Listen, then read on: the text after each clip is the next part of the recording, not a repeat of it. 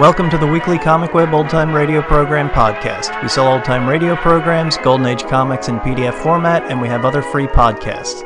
Visit comicweb.com for more information or find us on Facebook and iTunes. This week our podcast features an episode of Molle Mystery Theater called Deadline at Dawn. It first aired on January 30th, 1945.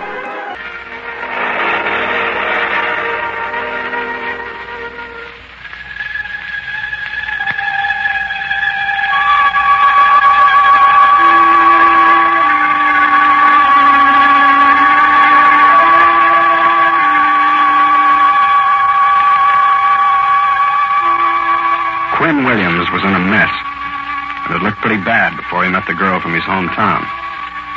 Together, they worked to extricate him from what looked like a hopeless situation, with the deadline at dawn. Tonight, we're bringing you a story from the pen of the man who wrote Phantom Lady, Mr. William Irish. He's written a tense, fast-moving mystery drama, which he calls Deadline at Dawn. Our curtain rises on the ballroom establishment on it. It's very late, and the handful of couples still left circle slowly and rather heavily around the dance floor. Near the center of the floor, a young man dances with a red-haired girl. Her face is young and pretty, but wears a look of sullen weariness. Plenty crowded in this dance hall tonight. Yeah. Is it always as crowded as this? No. After it closes, it's empty.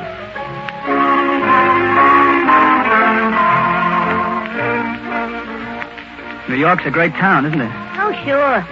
All it does is ruin everybody who comes here. It's a great town. Yeah, I suppose. Look, I'm paid to dance with you, not to gag.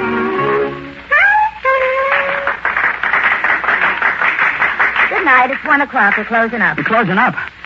You mean I have to go out on the...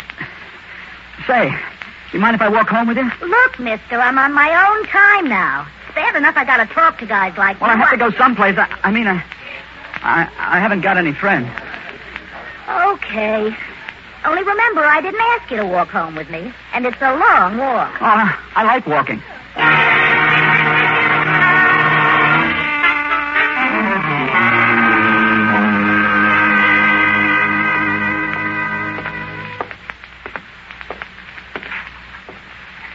Well, this is it. I've never been in this neighborhood before. Well, you can't do much better than this for $12 a month. Well, take it easy, mister. I'll be seeing you around. Hey, look, I gotta go inside with you. Now, wait a minute. No, please, you don't understand. Just in the hallway here.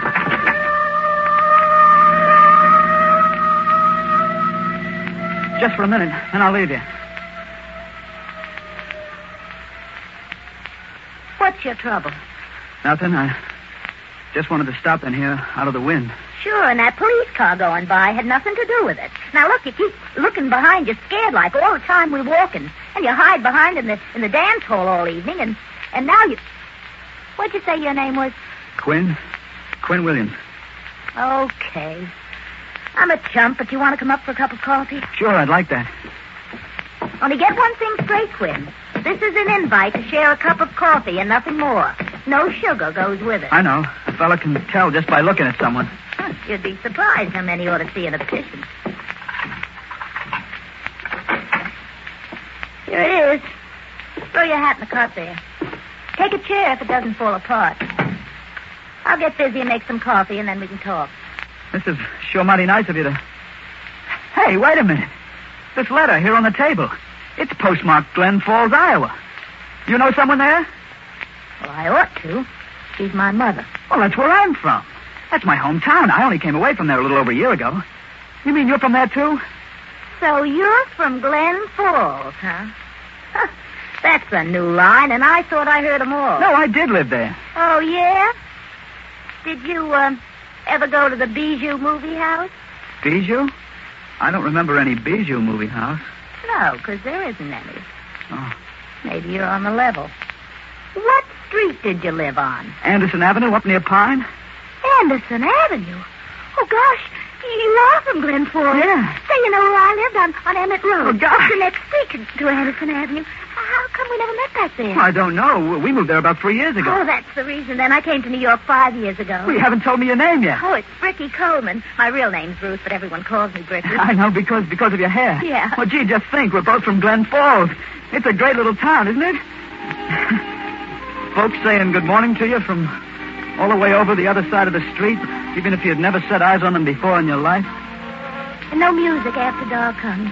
No slide trombones that go in and out and bray. Only crickets and things like that. Yeah, and people that took an interest in you, that dropped in with jams if you were sick.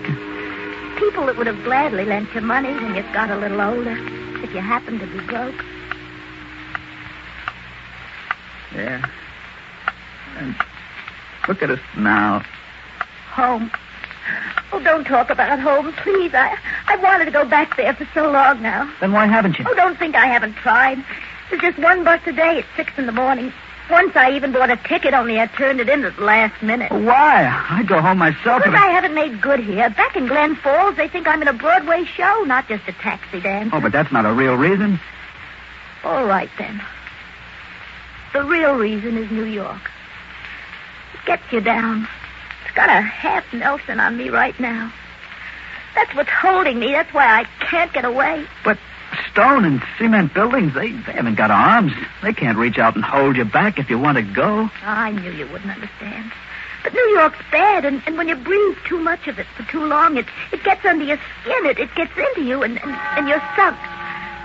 The city's got you. Well, I guess I better clear out. It's 2 o'clock. Skip the coffee and thanks. Oh, wait, Quinn. They're after you for something, aren't they? Huh? Yeah. That is, they will be tomorrow. Why? Why, Quinn? It can't be anything so bad. Bad? It's plenty bad. Look. About $2,400. Where did you get it? I stole it, I guess. You see, I had a part-time job as an electrician's helper for a while. And then a few weeks ago, I was sent out on a job in the East 70s. A guy named Stephen Graves. While I was working there, I saw him opening his wall safe. I thought how easy it'd be to rob him. I even had a key to the place. And then I lost my job, and the thought of that easy money kept preying on me. So tonight I went over there, and I stole it. I thought it would fix me up. Only it hasn't. It's made everything worse. I never stole before. I wish I hadn't done it. Quinn, listen, I've got an idea. Let's both go back home. There's that 6 o'clock bus. Nah, that's too late for me. You go. Oh, Quinn, I could get back home if I had somebody to go with me. How much of that money have you spent? Oh, not much. $5 for a meal I didn't eat and $10 for a roll of tickets in that dance hall tonight. $15. Well, listen, Quinn, I've got enough money saved to replace that $15 and to buy 2 bus tickets. Oh, sure, Bricky, but how can Well, you can put that money back where you got it, and then everything will be all right. Put it back? Well, sure, yeah. Maybe there's still time. Oh, come on, we'll grab a cab and put that money back somehow and then go straight to the bus station. We've got plenty of time. It's only 2:30.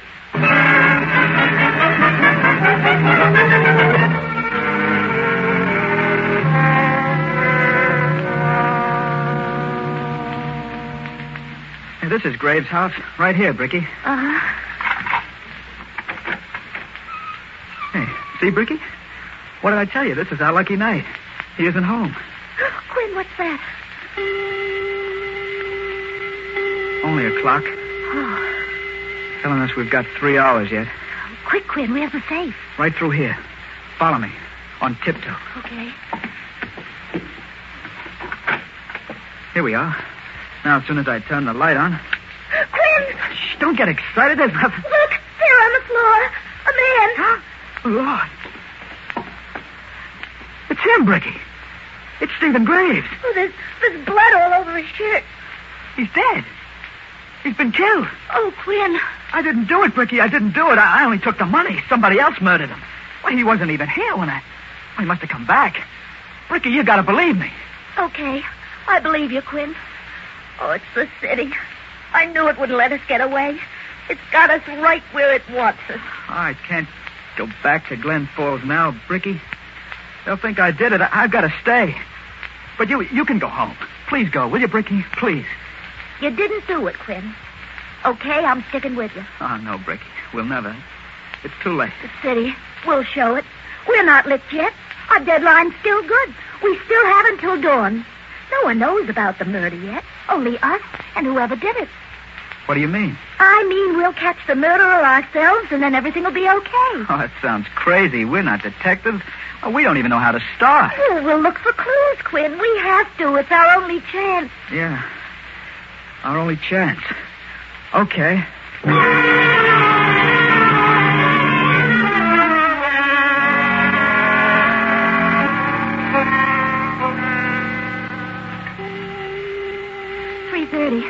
Oh, Quinn, we gotta hurry. Yeah, all right. Now, let's add up all the clues we've discovered. Okay. He didn't do it himself because then the gun would still be lying around the room somewhere, and it isn't. Yeah, and the motive wasn't robbery because nothing's been taken out of the safe since I was here. Don't look at that clock, Quinn. Don't look at it. Now, we know a man was up here tonight with Graves because there are 2 different cigar butts, 2 different brands, and on opposite sides of the tray. That's right. And that match folder you found, it smells of powder and perfume. Then it was a woman. Right. And I smelled perfume out in the hall in the dark when we were coming in. The woman was here in this room tonight. But the woman and the man who chewed the cigar couldn't have been here together. There's only 2 chairs facing each other here. Right. Then whichever came last, the man or the woman, is the one who did the killing. Oh, that means out of 7 million people in New York City, we gotta find 2. A man and a woman. Ricki, it can't be done. We've got to find them, Quinn. We got only 2.5 hours to do it in. At daylight, it's 6. There's the bus that leaves for home. The last bus. And for us, it's the last bus in the world. Oh, what's that? Burglar alarm? Have we touched off something? It's the telephone over there. Oh, don't answer it, Quinn. You'll bring the police down on us. They'll know it's not his voice. Well, maybe I can get away with it. Maybe if I talk low and indistinct. It's our only chance, Ricki. We may find out something more. Come on, stand close by me. Okay. Pray for all you're worth. Here I go.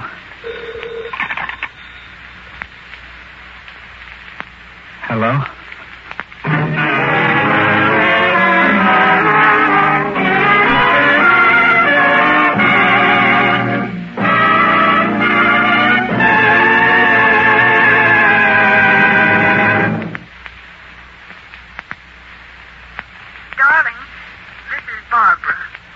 Yes? It's a woman. Steve, we've never parted angry like this before. Who was she, Steve? That tall redhead in the light green dress. Stephen, answer me. Who was she? I don't know. Well, then why did she force herself in between us like that in the conga line at the Parakeet Club? Why did she slip a note into your hand? Steve, won't you meet me halfway? Won't you answer? Quinn, hang up.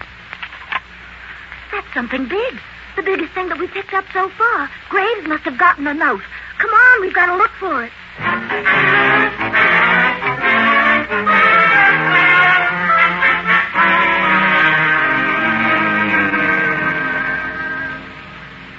Any luck, Quinn? I don't think so. No note, but I did find a check lying in the bathtub covered up by the shower curtain. Well, let's see it.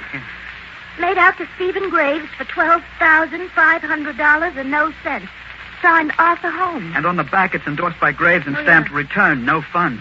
There's a pretty good chance that Holmes was the guy here tonight, isn't there? I'm betting on it. At least it's a motive. Holmes tried to give Steve Graves a bum check. Graves threatened him, so Holmes shot Graves. Look, Quinn, it just caught my eye. Graves has a hole in the heel of one sock. He's too well dressed for it. Quinn, it's the note. Read it, Ricki.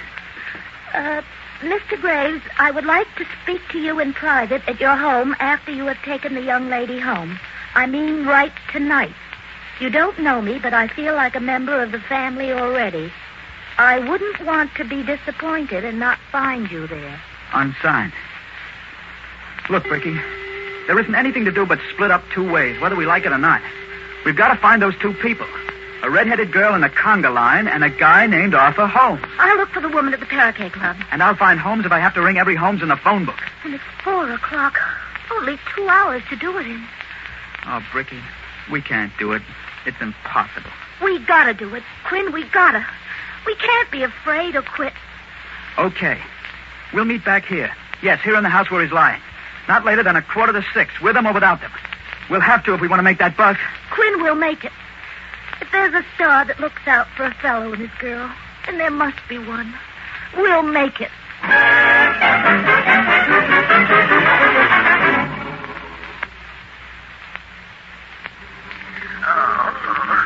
Hello. I want to talk to Arthur Holmes. Oh, you do you? Well, he ain't here. He's over to the station house as he always is at this time of night. And you've got your nerve calling at 4:30 in the morning. I guess I got the wrong Mr. Holmes. Oh, Robert died. I thought you'd never call. I've been waiting for hours. I'm sorry, but this isn't Robert. I just wanted to talk to Arthur Holmes. Oh. Well, my husband went to Canada fishing a week ago. I guess I got the wrong Holmes. Sorry. Who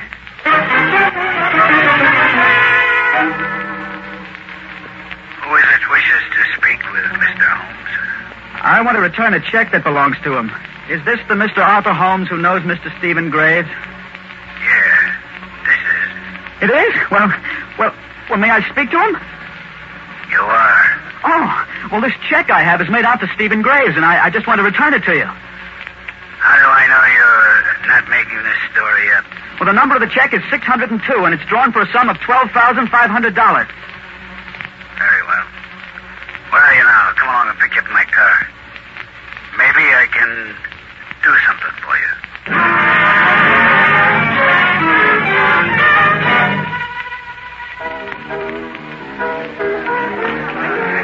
A tall, red-headed girl wearing a green dress. Here at the Parakeet. Girlie, there ain't nobody here like that. Say, maybe she means Joan Bristol. She comes here a lot. Well, was she in here tonight? Come to think of it, now she was. Where can I find her? At 4:30 in the morning. Why'd you try a hotel? It's the Concord.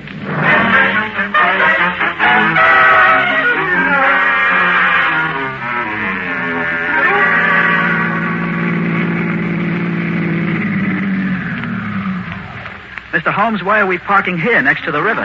So we can talk without being disturbed. Now, if you've got that check of mine, I'll give you $200 for it.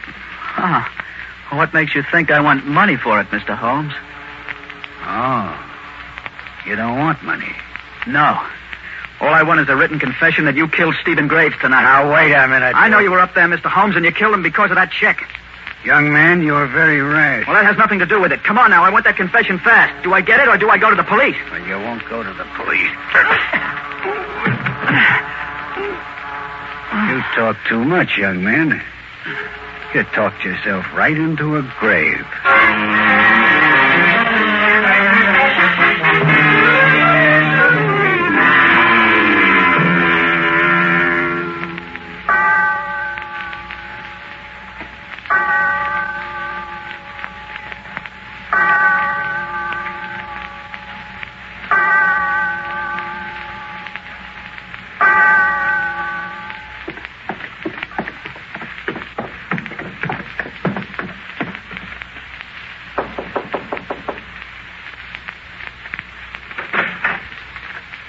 Well, what do you want, sister? Are you Joan Bristol? Yeah, but I don't know you. We, have a mutual friend, a Mr. Stephen Graves. Stephen Graves. Okay. Come on in. So you know a guy named Graves, huh? Did he mention me to you? He couldn't very well. He's dead. Dead? Yeah, I just came from his place. Only you and I know about it. Did you hear that, Griff? Yeah, I heard it all right. Take it easy, sister. Ain't carrying this gun just for decoration. She knows all about it, Griff. That means we've got to get rid of her, too. Sure, I don't mind drilling her. Right here and now, I got a salary. No, Griff. Not here in this room with us. They know we were in this room. That's begging for it. Listen, you two, all I Shut want up. to do... Now, look, girlie. You didn't pull my name out of a hat. I want to know how you learned it. Talk fast, sister. Well, you see, well, that is, Fast. Miss Bristol dropped her hotel bill over there in Graves' apartment. What? I found it beside the body. I might have known you'd do a dumb thing like that. She's lying. Yeah? We'll see about that. What were you doing in Graves' apartment, sister? Well, he was a friend of mine. Oh, like that, huh? And you had a key. And I went there and I found the body and the hotel bill. Griff, if I did leave a bill there, we got to get it back, or else. Well, the bill is still there on the floor beside the body. All right, then we got to get that bill. We got to hurry. It's 5:30, almost daylight. Right. We can leave it there with Graves. Fix it so it'll look like she did it and then turn the gun on herself. No. Give the police a double-header to worry about. This gun against her. We'll tie her up and take her out like she was drunk. No, you can't. Quinn's waiting for me. Quinn's waiting for me.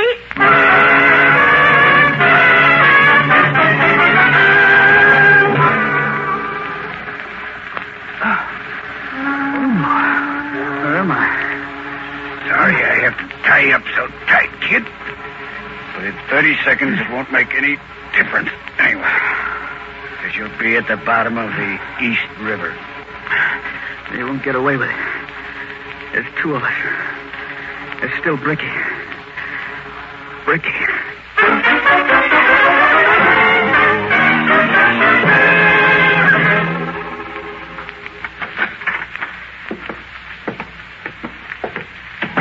All right, sister. Where's that hotel bill? Right over there by his body. It ain't here. You were lying. I knew it. Where's that bill? Where'd you hit it? That's your problem. Wait a minute, sister. You're fooling with the wrong parties. You don't seem to understand. All I know is that you killed Mr. Gray. Shut up. Joey killed him. Joe pulled a fake marriage with his kid brother. Kid was good for plenty of dough. Will you be I quiet? came over here tonight to shake Graves down, but he was wise. Said he was going to call in the police. So we let him have it. I want to know how she found out about me. All right, sister. You're going to talk right now or else... Oh, no, you don't. Quinn! Oh, Quinn, that boy, knock his head off. Stay with him, Griff. I'll slug him with this. Oh, no, you won't. Oh, you just lay there, sister, and be good. Don't you, Quinn?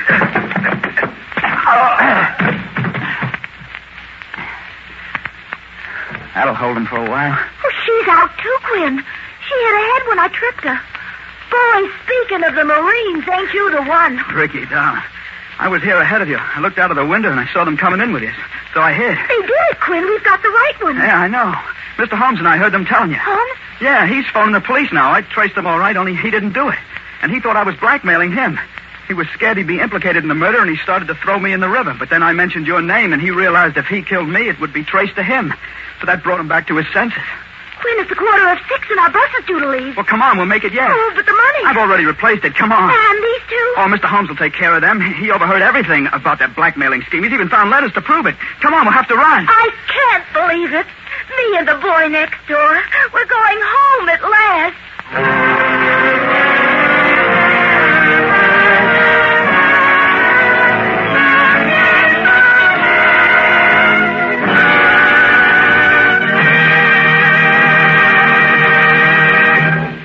And so ends Deadline at Dawn, tonight's performance in the Mystery Playhouse.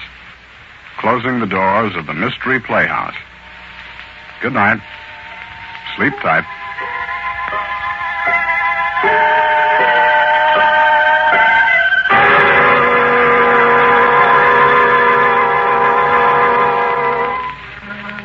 Molle Mystery Theater began on September 7, 1944, and lasted under several different names, formats, and networks until 1954. The collection available on the ComicWeb goes up to 1948. Molle Shaving Cream was the sponsor. The show featured classics by masters of mystery like Edgar Allan Poe to modern authors like Raymond Chandler and William Irish. The host of the program was Jeffrey Barnes, a self-described connoisseur of mysteries. The program had many radio professionals in the episodes, including Joseph Julian and Frank Lovejoy, and many others. In 1947, Molle dropped its sponsorship and the program changed its name to the Mystery Theater and was sponsored by Sterling Drugs. In 1948, it moved to CBS, and then in 1951 again changed its name to the Hearthstone of the Death Squad. Thanks for listening, and we'll catch you next week.